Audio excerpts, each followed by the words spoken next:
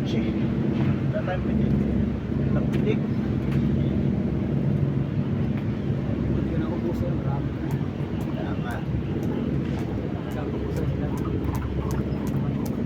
Hindi, wala rin yan eh. Pangkuha pa. Trabaho eh. Kita ko nga, sinanla ko nga yung gold ko. Yung gold. Patos nyo lang. Kaya ang pera eh. Sa puting ako din.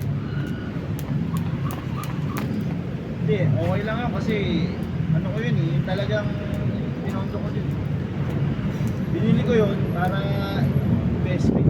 Pero ganon, parang gamitin. Oo. Hindi, yun nga, gagamitin mo sa tama. Talaga.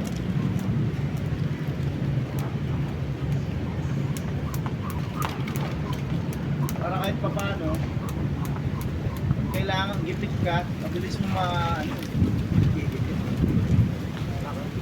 ha? Wala kang ipit.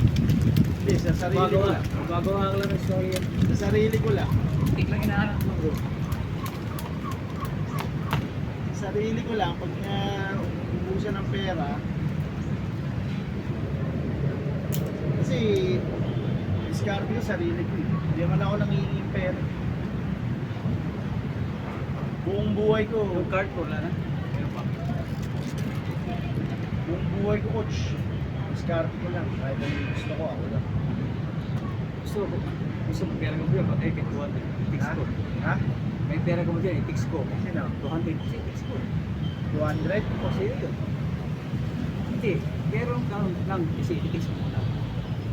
Saan ko na magbunot? Labag gera. Hindi, titignan ko pa nga. May pambunot ka, huwag ka magkala na. Bubunutan ako agad eh.